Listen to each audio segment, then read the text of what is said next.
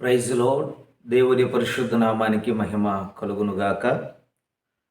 ప్రభునందు ప్రియ సంఘ బిడ్డలకు మన ప్రభును రక్షకుడునైన యేసుక్రీస్తు నామంలో ఈ యొక్క సియోను ప్రార్థనా మందిరం యొక్క పరిచర్యల ద్వారా మీకు శుభాలు వందనాలు తెలియజేస్తున్నామండి. ఒకసారి మీ తోటి వారికి కూడా ఒకసారి వందనాలు తెలియజేస్తారా? అవకాశం ఉంటే ఒకసారి వారు చేపట్టుకుని ప్రభు మిమ్మల్ని దీవించునుగాక అని చెప్పండి. నేను ఎప్పుడూ చెప్తాను, మరలా చెప్తున్నాను, ఎదుటి వ్యక్తులను మనము దీవించినప్పుడు, ఆశీర్వదించినప్పుడు ఆశీర్వాదం తిరిగి దేవుడు మన తలల మీదకి తీసుకుని వస్తాడు. కాబట్టి ఎప్పుడు కూడా ఆశీర్వదించేటువంటి విషయంలో నిర్లక్ష్యం చూపొద్దు. తోటి వారిని, ఎదుటి వారిని మనం ఆశీర్వదించుదుముగాక. ఆమె చెప్పండి. హల్లెలూయా. మంచిది. చిన్న వర్తమానాన్ని ఈరోజు నీ ఎదుట ఉంచాలని ఆశపడుతున్నాను. చదువుకుందాం. చూడండి, ఈరోజు దేవుడు మన కొరకు సిద్ధపరిచిన వాక్య భాగాన్ని జ్ఞాపకం చేసుకుందాం. కీర్తనల గ్రంథము 77వ కీర్తన 7వ వచనాన్ని మనం చదువుకుందాం. కీర్తనలు 77వ కీర్తన 7వ చరణాన్ని మనం చదువుకుందాం. ప్రభువు నిత్యము విడనాడునా, ఆయన ఇంకెన్నడూ కటాక్షింపడా. ప్రభు నిత్యము విడనాడున, ఆయన ఇంకెన్నడూ కటాక్షింపడా అని రాయబడింది. జాగ్రత్తగా వినండి. ప్రభు నిత్యము విడనాడేవాడు కాదండి. నేను నిమిషం మాత్రమే నేను విడిచిపెట్టాను అని యోబు భక్తుడి దగ్గర రాయబడి ఉంటుంది. కాబట్టి మనం గుర్తుంచుకోవాలి, దేవుడు నిత్యము విడనాడేటువంటి వాడు కాదు. ఆయన వాత్సల్యాన్ని చూపేవాడు, ఆయన కటాక్షం చూపేవాడు. దేవునికి మహిమ కలుగును గాక. ఒక వ్యక్తి జీవితంలో కటాక్షం అనేటువంటిది లేకపోతే దేవుడు అంటున్నాడు ఇక్కడ, ఆయన ఇంకెన్నడూ కటాక్షం చూపడు. అంటే కటాక్షం చూపుతాడు. కటాక్షము లేనటువంటి జీవితాలు ఎలాగుంటాయి అంటే అవి భారమైనటువంటి జీవితాలుగా ఉంటాయి. అవి నష్టాలుగా ఉంటాయి. సమస్యలతో, ఇబ్బందులతో, ఇరుకులతో ఉన్నట్లుగా కనబడతాయి. వారి జీవితం అంతా డ్రైగా కనబడుతూ ఉంటుంది. ఎండిపోయినట్లుగా అనిపిస్తుంటుంది. ఏమాత్రం పచ్చదనం ఉండదు, ఏమాత్రం సమాధానం ఉండదు, ఏమాత్రం నెమ్మది ఉండదు. ఏది చేసినా వారికి కలిసి రాదండి. కాబట్టి దేవుని కటాక్షము లేకపోతే ఒక మాటలో చెప్పాలంటే వారి జీవితం అంతా ఎలాగుంటుందంటే భారంగా ఉంటుంది, బరువుగా ఉంటుంది. మీరు గమనించండి, ఒక వ్యక్తి బరువు వ్యక్తిని ఎంత దూరం ప్రయాణం చేయగలుగుతాడు? ఒక వ్యక్తి భారాన్ని మోసుకొని ఎంత దూరం వెళ్ళగలుగుతాడు? అది రోజు రోజుకు బరువు అయిపోతుంది కనుక ఆ వ్యక్తి ఏం చేస్తాడంటే ఆ భారాన్ని మోయలేక ఎందుకు ఈ బ్రతుకు అనుకుంటాడు. చూడండి, ఒక రోజంట ఒక ఆయన కారు వేసుకుని వెళుతున్నాడు. అలా కారు వేసుకుని వెళుతూ ఉన్నప్పుడు రోడ్డంట ఒక ఆవిడ నెత్తి మీద, తల మీద పిల్లారా ఒక చిన్న మూట పెట్టుకుని అలా నడుచుకుంటా వెళుతుంది నడుచుకుంటా. అలా నడుచుకుంటా వెళుతున్నటువంటి సమయంలో ఆ కారు అతనికి అనిపించిందంట, అరే ఇంత వయసులో కూడా ఈమె ఇంత కష్టపడుతుంది, బాధపడుతుంది, మరి ఎక్కడికి వెళ్ళాలో ఏమో, సరే పోనీలే సహాయం చేద్దామని ఆవిడ దగ్గరికి వెళ్ళి కారు ఆపాడంట. ఆవిడ దగ్గరికి వెళ్ళి కారు ఎక్కి ఆ మామని కూర్చోబెట్టుకున్నాడు. మా అమ్మ ఎక్కడికి వెళ్తున్నావో తెలీదు, నేను ఈ దారి గుండా వెళుతున్నాను, నీవేమనుకోకపోతే ఇదిగో నేను తీసుకెళ్తారా అని ఎక్కువ అంటే ఆ మామగారు ఎక్కిందంట కారు. విన్నారా? ఆ కారు ఎక్కింది, చాలా దూరం వెళ్ళిపోతుంది. అలా వెళ్తుంటే వెనకాల కూర్చున్న ఆమె రొప్పుతూ ఉందంట. రొప్పుతుంది, ఓకే అలసిపోతున్నట్లుగా రొప్పు వస్తుంది. అరే ఉన్నట్టుగా ఏమైంది ఉండపలాన ఈ ముసలామికి అని ఆ కారు అలా ఆపి వెనక్కి తిరిగి చూశాడంట. కారు వెనక్కి తిరిగి చూస్తే వెనకాల మూట నెత్తి మీద పెట్టుకుని, తల మీద పెట్టుకుని అలాగే ఉందంటండి. తల మీద పెట్టుకుని అలాగే ఉండవు. ఏంటి మా అమ్మ తల మీద పెట్టుకున్నావు? ఆ భారం అంతా దించాలని కదా నేను కారు ఎక్కించుకుంది, ఏంటి దీని మీద తల మీద పెట్టుకుని అలాగే ఉన్నావు అని ఆ మా అమ్మగారితో ఆ కారు ఓనర్ అన్నాడంట. అంటే ఆవిడేమని సమాధానం చెప్పిందో తెలుసా? వినండి జాగ్రత్తగా. ఏముందో తెలుసా? అయ్యా, నీవు ప్రేమ చూపించి, నా మీద కృప చూపించి, కటాక్షం ఉంచి నన్ను కారు ఎక్కించుకున్నావు, నా బరువునంతా ఎక్కించుకున్నావు, మరలా నా బరువు కాక నా మూట బరువు కూడా నువ్వు ఎక్కడ మోస్తావాలని ఆ భారం అన్న నేను మోద్దామని నేను తల మీద పెట్టుకున్నానయ్యా అందంట. చూసారా? కారులో కూర్చొని కూడా కొంతమంది ఏం చేస్తున్నారు అంటే వారు భారాన్ని మోసుకుంటా వెళ్ళిపోతున్నారండి. అందుకే ప్రయాసపడి భారం మోస్తున్న సమస్త జనులారా నా యొద్దకు రండి, నేను మీకు విశ్రాంతిని కలుగు చేస్తానన్నాడు. హల్లెలూయా చెప్దాం బిగ్గరగా, హల్లెలూయా. ఈ ముసలావిడ ఎలాగైతే ఏమండి కారులో కూర్చుని కూడా తన భారాన్ని దించలా, అలాగే ఈ రోజున మన జీవితాలు తీసుకుని వెళుతున్నాం బిడ్డలారా. చూడండి, ఆ మూట మన మీద ఉంటే ఎంత భారంగా ఉంటుందో చూసారా. మోషే భక్తుడు కూడా మాట్లాడుతూ సంఖ్యాకాండము 11వ అధ్యాయం 11వ వచనంలో అంటాడు, ప్రభువా చూడండి నేను ఆ మాట చదువుతాను. సంఖ్యాకాండము 11వ అధ్యాయము 11వ వచనాన్ని మనం చదువుకుందాం. చూడండి నేను చదువుతాను. కాగా మోషే యెహోవాతో ఇట్లా నేను, నీవేళ నీ సేవకుని బాధించితివి, నా మీద నీ కటాక్షము రానియక ఈ జనులందరి భారము నా మీద పెట్టనేలా అన్నాడు. అంటే జనులందరి భారం అంతా ఎవరి మీద ఉంది? మోషే మీద ఉంది అన్నాడు. అంటే నేను మీతో చెప్పాలనుకున్న మాట ఏంటంటే, ఒక వ్యక్తికి కటాక్షం లేకపోతే, ఒక వ్యక్తి దేవుని కటాక్షము పొందుకున్నవాడు కాకపోతే వాడి జీవితం అంతా ఎలాగుంటుందంటే భారముగా ఉంటుంది. మీరు గమనించాలి. ఒక వ్యక్తి వారి కుటుంబాన్ని పోషించలేకపోతున్నాడంటే, ఒక కుటుంబంలో సమాధానం లేదంటే, ఒక కుటుంబంలో నెమ్మది లేనటువంటి పరిస్థితులు ఉన్నాయంటే, ఎప్పుడు కరువుతో కూడుకున్న పరిస్థితులు ఉన్నాయంటే, ఏది చేసినా కలిసి రావట్లేదంటే అర్థం ఏంటి అంటే వాడు ఎక్కడో దేవుని కృపను పొందుకునే విషయంలో దూరాన ఉన్నాడు అని అర్థం. ఇక్కడ మోషే భక్తుడు అంటున్నాడు, నా మీద ఎంత భారం ఉంది, కారణం ఏంటంటే నీ కృప నాకు దూరముగా ఉంది అన్నాడు. నీ కటాక్షం రాకపోతే, దేవుని కటాక్షం ఎవరికైతే ఉండదో పిల్లరా, వారు జీవితాలు ఎలా ఉంటాయంటే భారముతో తీసుకుని వెళ్తారంట. వారి జీవితాలు భారముతో గడుపుతారు. అంటే నిరుత్సాహం వారికి ఉంటుంది, బాధ ఉంటుంది, కన్నీరు ఉంటుంది, వేదన ఉంటుంది, దుఃఖం ఉంటుందండి. ఎందుకు ఈ బ్రతుకు అనిపిస్తుంది? ఇలాంటి పరిస్థితి నీకు వస్తుందంటే అర్థమేంటో తెలుసా? ఎక్కడో నీవు దేవుని కటాక్షమును పొందుకోలేనటువంటి స్థితిలో ఉన్నావు. అయితే ఈ వాక్యం వింటూ ఉండగానైనా ఈ రోజున దేవుడు నీతో మాట్లాడుతున్నాడు, దేవుని కటాక్షాన్ని నువ్వు పొందుకుందువు గాక. హల్లెలూయా. దేవుని కటాక్షం లేని వారికి కన్నీళ్లు, దుఃఖము, వేదన, బాధలు ఇవన్నీ ఉంటాయండి. దేవుని కటాక్షం పొందుకుంటే మన భారం అంతటిని దేవుడు తేలిక చేయబోతున్నాడు. ఆమె చెప్పండి బిగ్గరగా, హల్లెలూయా. దేవుని కటాక్షం అనుకుంటేనంట మన భారం అంతా తీరేదిగా ఉంటుంది. అర్థమవడానికి ఒక మాట చెప్తాను చూడండి. ఆదికాండం, దేవుని కటాక్షం పొందుకుంటే జరిగేటువంటి కార్యాలేందో, దేవుని కటాక్షం పొందుకుంటే కలిగేటువంటి ఆశీర్వాదాలు ఏంటో నేను మీతో కొన్ని విషయాలు నేను మాట్లాడాలని ఆశపడుతున్నాను. చూడండి, ఆదికాండం 18వ అధ్యాయం, ఆదికాండం 18వ అధ్యాయము మొదటి నుంచి కొన్ని వచనాలు నేను చదువుతాను, మీరు ఆలకించండి. మనందరికీ తెలిసినటువంటి విషయమే అయినను దేవుడు వాటిలో నుంచి మనతో మాట్లాడబోతున్నాడు. మరియు మమ్రే దగ్గరనున్న సింధూర వనములో అబ్రహాము ఎండవేళ గుడారపు ద్వారముందు కూర్చుని ఉన్నప్పుడు యెహోవా అతనికి కనబడెను. అతడు కన్నులెత్తు చూచినప్పుడు 3 మనుషులు అతని ఎదుట నిలబడి ఉండిరి.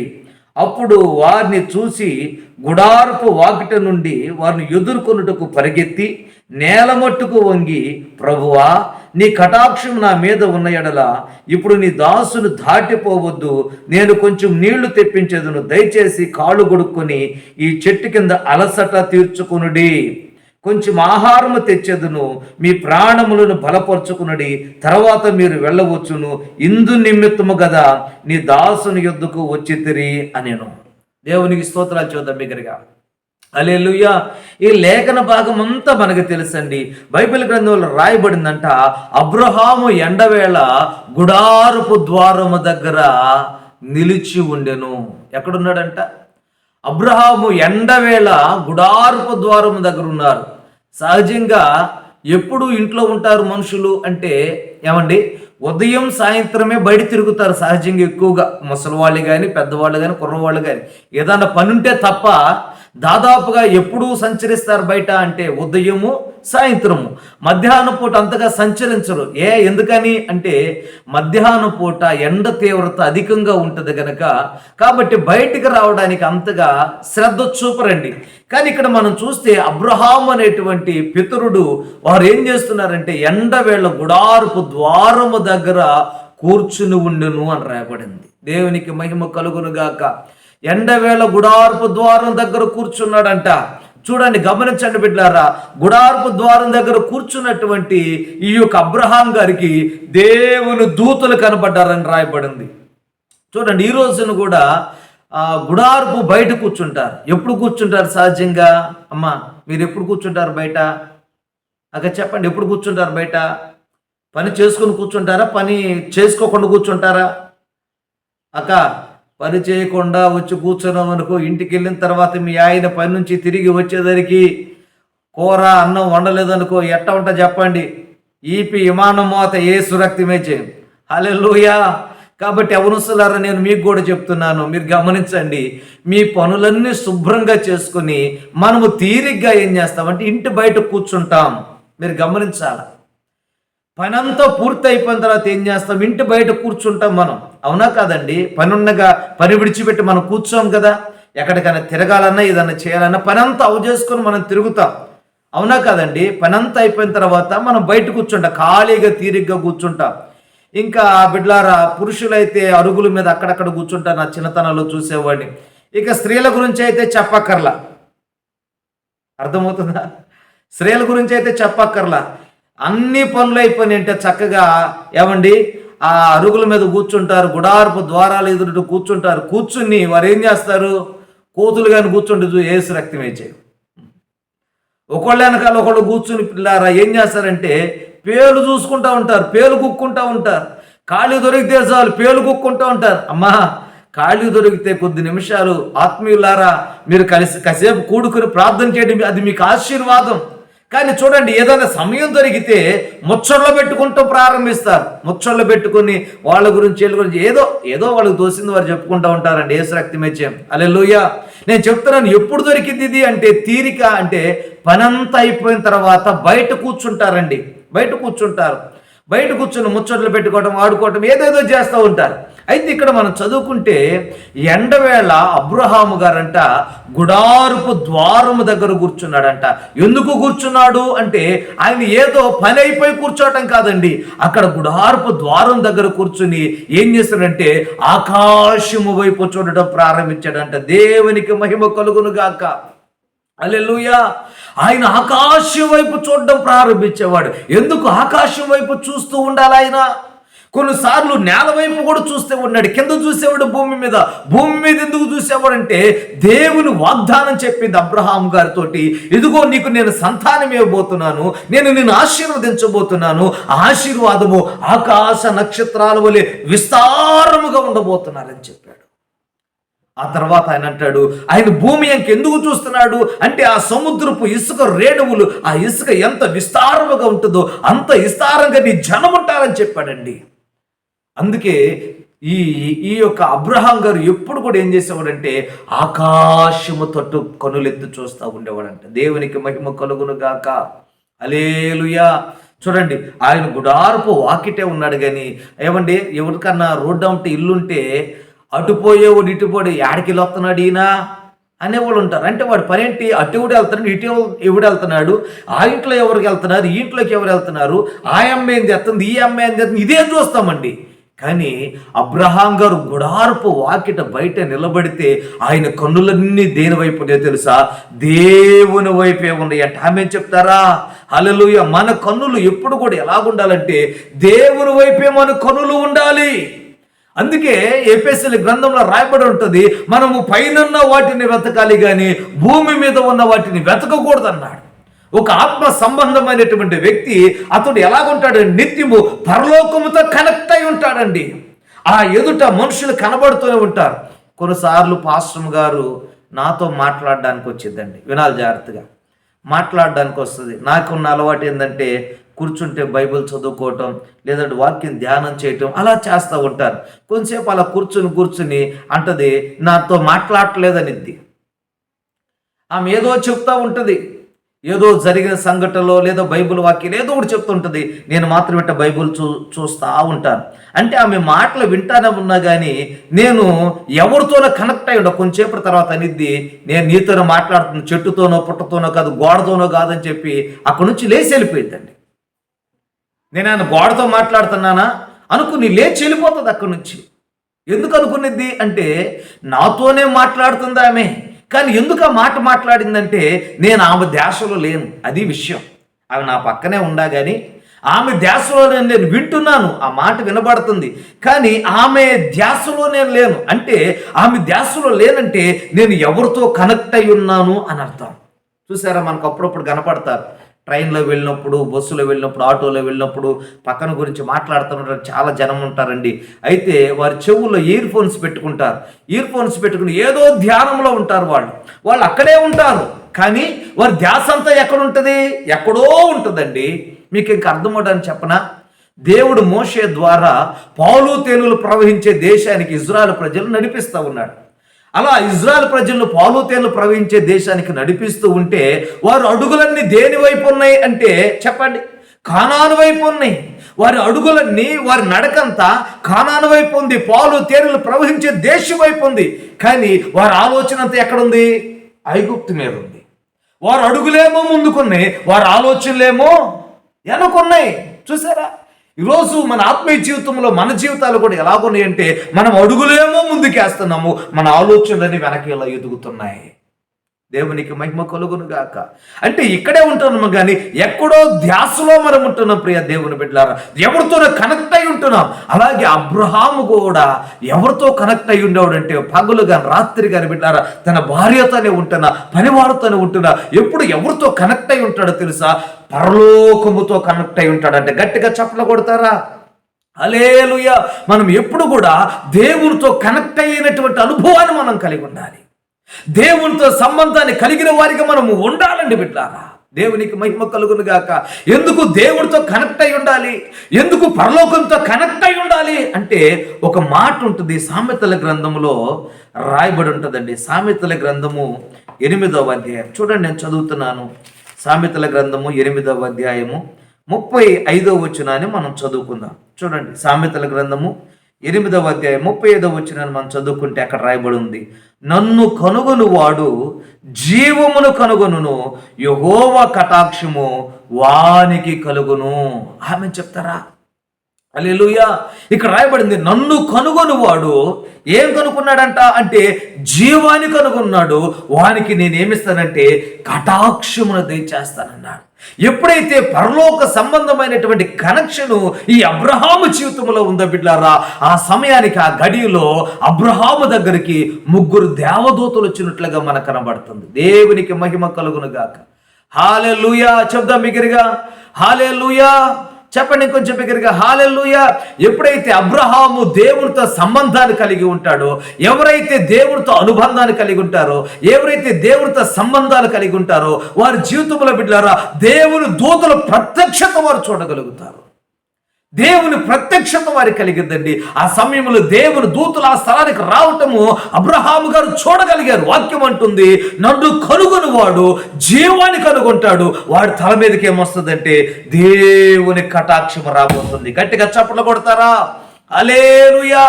ఎప్పుడు నీ మీదకి కటాక్షం వస్తుంది అంటే దేవుని కనుగొన్నప్పుడు అది నీలోకి జీవం వస్తుంది.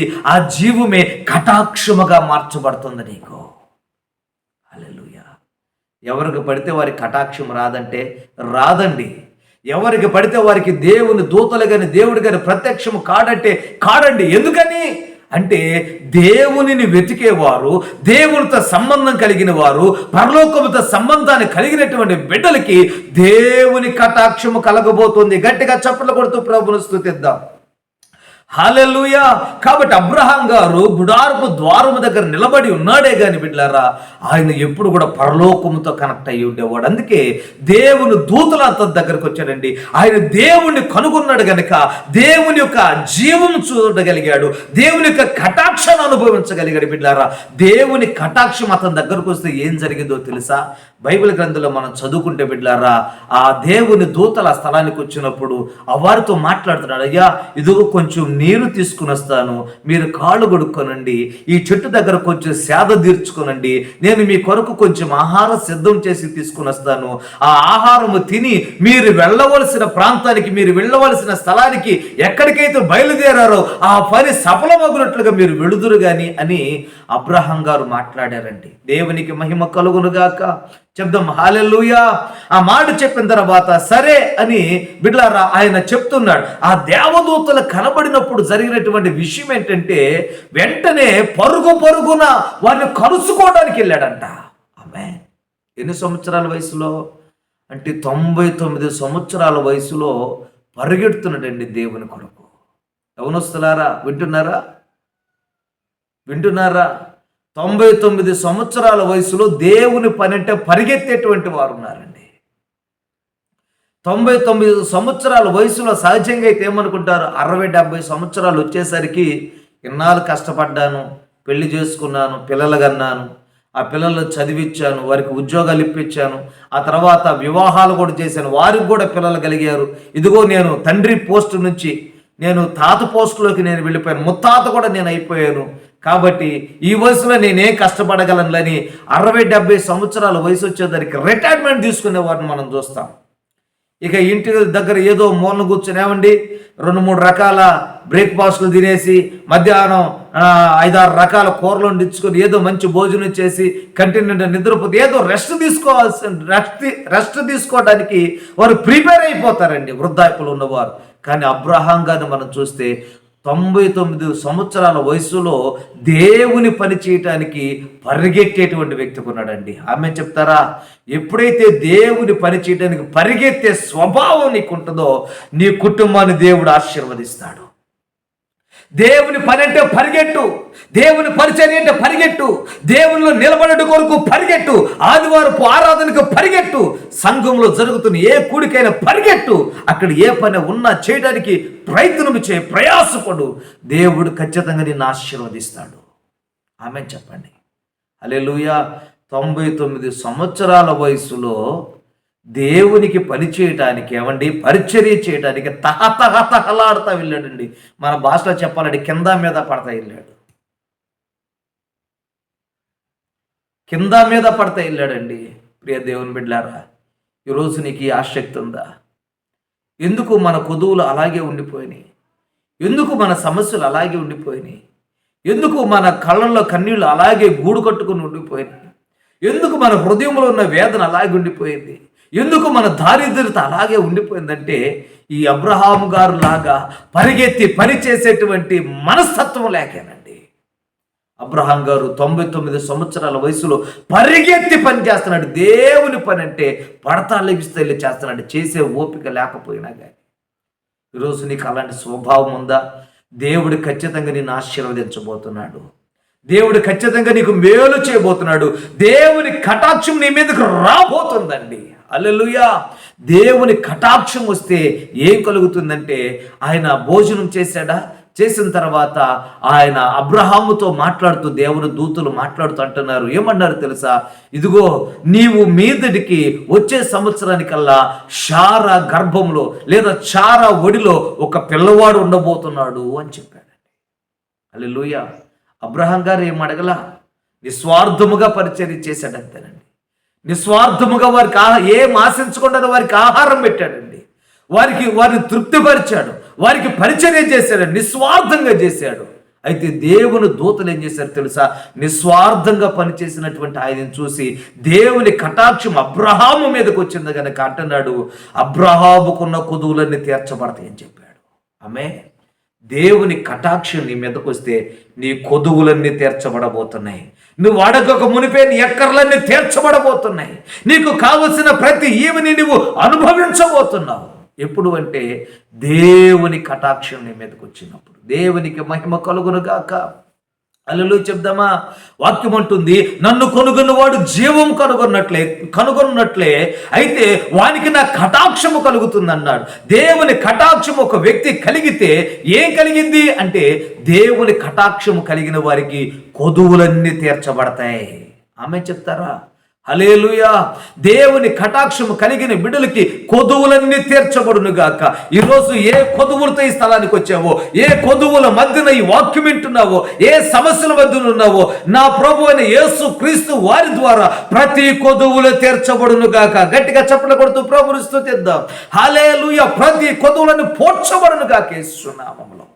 నేను చెప్తున్నాను, దేవుని కటాక్షం మీ మీదకి వస్తే ప్రతి కొదువులు పోడ్చబడతాయి. ఇంకొక మాట నేను మీతో చెప్పి నేను నా మాటలు ముగిస్తాను. రూతు గ్రంథములో ఒక చక్కని మాట ఉంటుంది, చదువుకుందాం. రూతు గ్రంథము 2వ అధ్యాయము 2వ వచనాన్ని మనం ఒకసారి చదువుకుందాం. 2వ మాటగా నేను మీతో చెప్తున్నాను. రూతు గ్రంథము 2వ అధ్యాయము 2వ వచనాన్ని మనం చదువుకుందాం. మోయాబురాలైన రూతు, నీ సెలవైన ఎడల నేను పొలములోనికి పోయి ఎవని కటాక్షము పొందగలనో వాని వెనుక పరిగె ఏరుకుందునని నయోమితో చెప్పగా ఆమె నా కుమారి పొమ్ము అనేను. హల్లెలూయా. ఇక్కడ రూతమ్మ అడుగుతుందండి, అమ్మా ఇదిగో నేను నీ ఎంట వచ్చాను కదా, నిన్ను పోషించుకోవాల్సిన బాధ్యత భారం కూడా నాకే ఉంది. కాబట్టి నేను ఎవరి యొద్ద కటాక్షము పొందగలనో వాని యొద్దకు నేను వెళ్ళి నేనేం చేస్తానంటే వాని వెనుక పరిగి ఏరుకుంటాను అని అడిగిందండి. దేవునికి మహిమ కలుగును గాక. చూసారా, అత్తను గౌరవించినటువంటి కోడలను మనం చూడగలుగుతున్నాం, లేదా వృద్ధాప్యలో ఉన్న వారిని గౌరవించిన స్త్రీని మనం చూడగలుగుతున్నాం. వాక్యం అంటుంది, నువ్వు సుఖముగాను నెమ్మదిగాను బ్రతుకు నిమిత్తం భూమి మీద ఆశీర్వాదముతో నింపబడినట్లుగా నీ దేహానికి అంతటికి ఆరోగ్యము కలుగునట్లుగా నీ తల్లిదండ్రులను సన్మానించాలి. వారు అత్త అయినా సరే, వారు మామ అయినా సరే, వారు తల్లి అయినా సరే, తండ్రి అయినా సరే, నువ్వు వారిని ఏం చేయాలంటే గౌరవించేటువంటి వ్యక్తిగానే ఉండాలి. అత్తమ్మా, ఇన్నాళ్ళు నా కోసం ప్రయాసపడ్డావు, నువ్వు కష్టపడ్డావు, ఇది మొదలుకొని నీ కోసం నేను ప్రయాసపడాలనుకున్నాను. నేను ఎవరి కటాక్షం పొందుకోగలను వాని ఎందుకు నేను వెళ్ళాలి, వాని వెనకాల నేను పరిగేరుకోవాలి. కాబట్టి నీ సెలవైతే నేను వెళతాను అంది. ఆమె అంత మంచి మర్యాదగా చెప్పినప్పుడు అత్తగారు ఎందుకు కాదంటారండి? మన నోటి ఫలం మంచిదైతే ఎక్కడైనా మనం బ్రతకొచ్చండి. హల్లెలూయా. ఆమె చెప్పిన మాట విని శ్రద్ధగా ఆమె వెళ్ళిందండి. 10వ వచనం నేను చదువుతాను చూడండి. ఇప్పుడు 10వ వచనం మనం చదువుకుందాం. 2వ అధ్యాయం 10వ వచనము. అందుకు ఆమె సాగిలపడి తల వంచుకొని, ఏమి తెలిసి పరదేశినైన నా యందు లక్ష్యముంచున్నట్లు నీకు కటాక్షము కలిగినో అని చెప్పగా, బోయాజు, నీ పెనిమిటి మరణమైన తరువాత నీవు నీ అత్తకు చేసిన దంతయు నాకు తెలియబడెను. నీవు నీ తల్లిదండ్రులను నీ జనము భూమిని ఇడిచి ఇంతకు ముందు నీవు ఎరగని జనమును యొద్దకు వచ్చితివి. యెహోవా నీవు చేసిన దానికి ప్రతిఫలమిచ్చును అన్నాడు ఆయన. హల్లెలూయా. ఇక్కడ రూతమ్మ అడిగింది, ఏమని అడిగింది అంటే, మనం చదువుకుంటే ప్రియ దేవుని బిడ్డ, రూతమ్మ అడుగుతుంది, ఏమని అడుగుతుంది అంటే, ఇదిగో నేను ఫలానా స్థలానికి ఎవరి కటాక్షం నేను పొందుకోగలను, ఎవరి ఆశీర్వాదం పొందుకోగలను వాని యొద్దకు నేను వెళ్ళి నేనేం చేస్తానంటే పరిగె ఏరుకుంటానని చెప్పింది. ఇక్కడ పరిగేరుకుంటున్నటువంటి ఆమెతోటి బోయాజు చెప్తున్నాడు, ఏమన్నాడు తెలుసా? ఇదిగో నీవు వేరొక పొలాల్లోనికి వెళ్ళొద్దు, వేరొక స్థలానికి నువ్వు వెళ్ళొద్దు, ఈ పొలంలోనే పనిగాళ్ళ దగ్గర శ్రద్ధగా వెతుకుతూ ఉండు, పరిగి ఏరుకుంటూ ఉండు, ఎవరు ఏమి నీకు హాని చేయొద్దని నేను వారికి ఆజ్ఞాపిస్తాను అన్నాడు. అంటే దేవుని కటాక్షం మనకి కలిగితే, దేవుని హస్తం మన మీదకి దిగి వస్తే, దేవుని కృప మన మీదకి దిగి వస్తే ఏ శత్రువు నిన్ను ముట్టుకోవడానికి అవకాశం ఉండదు. ఆమె చెప్తారా? హల్లెలూయా. చెప్పండి మీకరిగా హల్లెలూయా. దేవుని కటాక్షం మనం పొందుకుంటే ప్రియ దేవుని బిడ్డలారా గమనించాలా, ఎవరు నీ మీదకి లేవడానికి అవకాశం ఉండదు, ఎవరు నీకు హాని చేయరండి. నేను యవనస్తులకు ఆజ్ఞాపిస్తాను, నీ శత్రువులకు ఆజ్ఞాపిస్తాను, ప్రతి బిడ్డకి ఆజ్ఞాపిస్తాను. ఆయన ఆజ్ఞ లేదు, ఎవరు నీ మీద చేయడానికి అవకాశం లేదంటాడు ఆయన. హల్లెలూయా. చెప్పండి, రూతమ్మ దేవుని కటాక్షాన్ని పొందుకుందంట. ఆమె చెప్పండి. హల్లెలూయా. దేవుని కటాక్షమును పొందుకుంది రూతమ్మ. అందుకే తన జీవితంలో ఒక మంచి ఆశీర్వాదాన్ని పొందుకుంది. ఇప్పుడు బోయాజు చెప్తుంటున్నాడు, ఏమి చూసి నా మీద ఇంత కటాక్షం చూపావంటే, నీ అత్తగారికి నువ్వు చేసిన దాన్ని నేనేం చేశానంటే తెలుసుకున్నాను అన్నాడు. ఏం తెలుసుకున్నాడు అంటే, రూతములో ఒక మంచి ప్రవర్తన చూశాడండి. హల్లెలూయా చెప్పండి బిగ్గరగా. రూతుములో ఏం చూశాడంట? మంచి ప్రవర్తన చూశాడు. ఆ మంచి ప్రవర్తన ఏమిస్తుందంటే దేవుని కటాక్షము పొందుకునేటట్లుగా చేస్తుంది. హల్లెలూయా చెప్పండి. ఎక్కడుంది ఈ మాట అంటే ఒక మాట మీకు జ్ఞాపకం చేస్తాను చూడండి. సామెతల గ్రంథము 12వ అధ్యాయము, త్వరగా సామెతల గ్రంథము 12వ అధ్యాయము 2వ వచనాన్ని మీకు జ్ఞాపకం చేస్తాను చూడండి. 12వ అధ్యాయము 2వ వచనం. సత్పురుషునికి యెహోవా కటాక్షము చూపును, దురాలోచన గలవాడు నేరస్తుడని ఆయన తీర్పు తీర్చును. చూసారా? సత్పురుషునికంట యెహోవా కటాక్షము కలుగును. సత్పురుషుడంటే సత్ప్రవర్తన లేదా మంచి ప్రవర్తన లేదా మంచి గుణము. అంటే ఒక వ్యక్తి ఒక ఆశీర్వాదం పొందుకోవాలి అంటే వారు ఏం కలిగి ఉండాలి అంటే సత్ప్రవర్తన. చెప్పనండి. ఇప్పుడు బోయాజు తన యవనస్తులకు ఆజ్ఞాపించాలన్నా, తన పొలములో పరిగి ఏరుకోవడానికి అనుమతి ఇవ్వాలన్నా, తన ఆశీర్వాదం రూతము పొందుకోవాలన్నా ఈ రూతములో ఏం చూశాడు బోయాజు అంటే మంచి ప్రవర్తన చూడగలిగాడంట. ఆమేన్. సత్ప్రవర్తన చూడగలిగాడు. తన సత్ప్రవర్తన చూసి అంటున్నాడు, ఇదిగో వేరొక పొలంలోనికి నీవు వెళ్ళొద్దు, నీవు నీ తండ్రిని విడిచి నీ జన్మభూమిని విడిచి నీవు ఇక్కడికి వచ్చిన సంగతి నేను ఎరుగుదును, నీ ప్రవర్తన చాలా మంచిది కాబట్టి నేను చెప్తున్నాను, ఇదిగో వేరొక పొలంలోకి వెళ్ళొద్దు, ఇక్కడికి నిలగడగా నువ్వు ఏరుకో, నీ మీద నేను కటాక్షము చూపుతున్నాను అని బోయాజు చెప్పాడండి. ఎప్పుడైతే రూతుమ గారికి ఈ బోయాజు యొక్క కటాక్షము కలిగిందో బిడ్డలారా, పరిగి ఏరుకోవటానికి వెళ్ళినటువంటి ఆమె ఏ పొలంలో పరిగి ఏరుకుందో ఆ పొలంలో యజమానురాలుగా మారిపోయింది. ఆమె చెప్పండి. హల్లెలూయా. దేవుని కటాక్షం మనకు కలిగితే కూలి పనికి ఏ స్థలములో మనము కూలి పని చేసామో ఆ స్థలములో ఆసాములుగా మనం మారిపోతాం, ఆ స్థలములో భూస్వాములుగా మారిపోతామండి. ఎప్పుడు అంటే దేవుని కటాక్షం మన మీద ఉన్నప్పుడు. హల్లెలూయా చెప్తాం బిగ్గరగా. నేను చెప్తున్నాను, రూతమ్మ ఒక పని పరిగెత్తి కూడా కాదండి, పరిగి ఏరుకోవటానికి వెళ్ళింది. పని చేసేవాడి కన్నా జీతం వస్తుందండి. పరిగేరుకోవటానికి వెళ్తే ఏరుకోనికపోవచ్చు.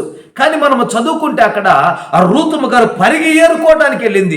ఏ చేలో పరిగేరుకోవటానికి వెళ్ళిందో, ఏ చేలో బిడ్డారా పడిగాపులు పడుతూ ఏదన్నా ఒక పడక దొరికిందేమో ఏరుకోవటానికి వెళ్ళిందో బిడ్డారా, అటువంటి ఆమె ఏ పొలములైతే పరిగేరుకుందో ఆ పొలానికి ఆసామిగా మారిపోయింది, యజమానురాలుగా మారిపోయింది.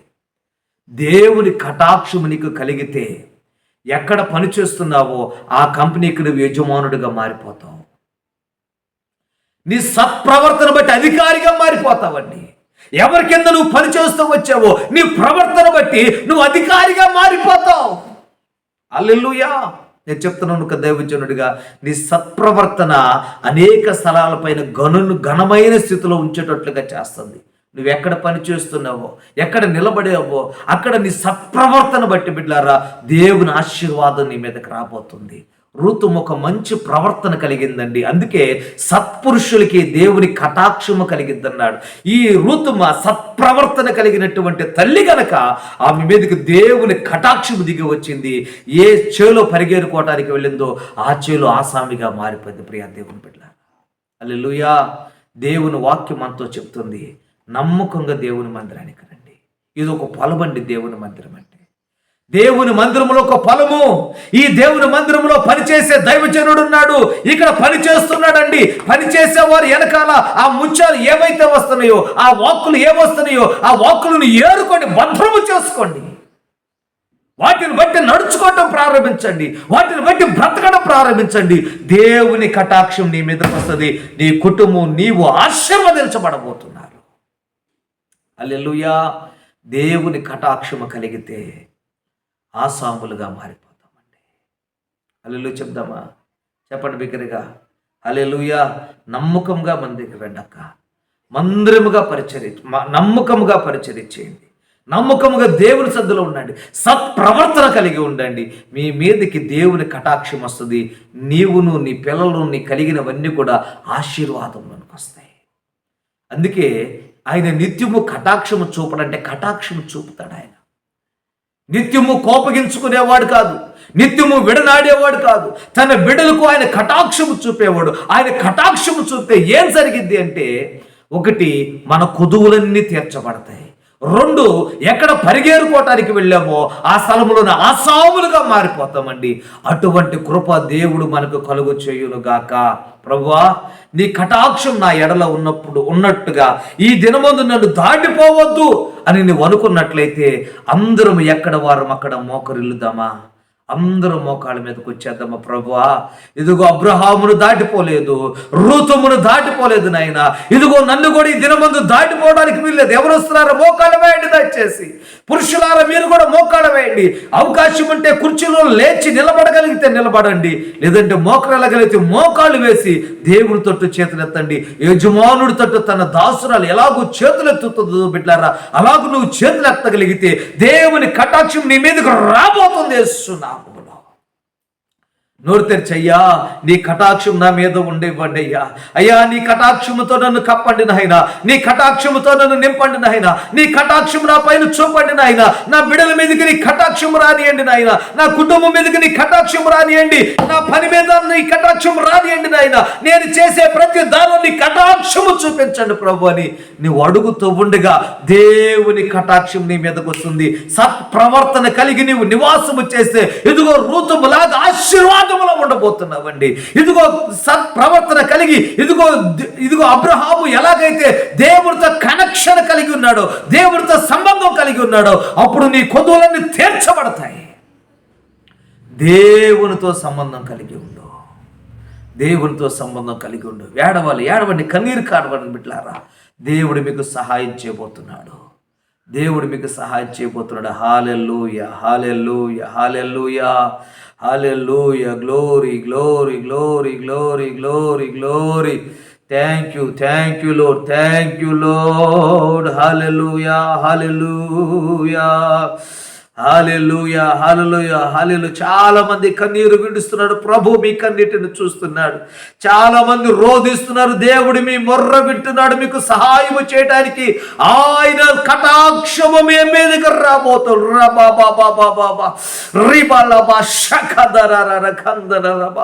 Thank you lord, thank you lord, thank you lord. ప్రభువా, అయ్యా, కన్నీటిని చూసాగే దేవుడు నాయన, కన్నీటిని కొలిచే దేవుడు, కన్నీటిని బుడ్డిలో భద్రపరిచే దేవుడు. ప్రభువా, నీకు స్తోత్రం, స్తోత్రం, స్తోత్రం నాయన.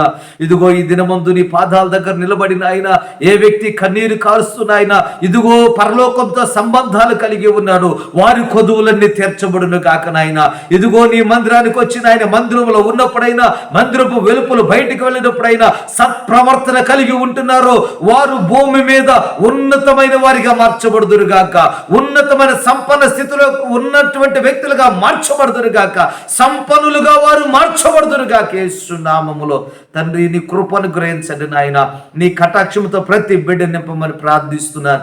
ఎవరెవరు ఏ అవసరాల మధ్యన ఉన్నారో వారి అవసరాలన్నీ తీర్చబడును గాక, వారి అక్కర్లన్నీ తీర్చబడును గాక నాయన. అనారోగ్యంతో ఉన్న వారిని స్వస్థపరచండి, చదువుకుంటున్న వారికి జ్ఞాన వివేకాలు ఇవ్వండి, సంతానం లేని వారికి సంతానం దయచేయండి నాయన. ఇదిగో శుభకార్యాల కొరకు ఎదురు చూస్తున్న వారికి శుభకార్యాలు జరుగునుగా అని ప్రార్థిస్తున్నాను తండ్రి. నీకు వందనాలు.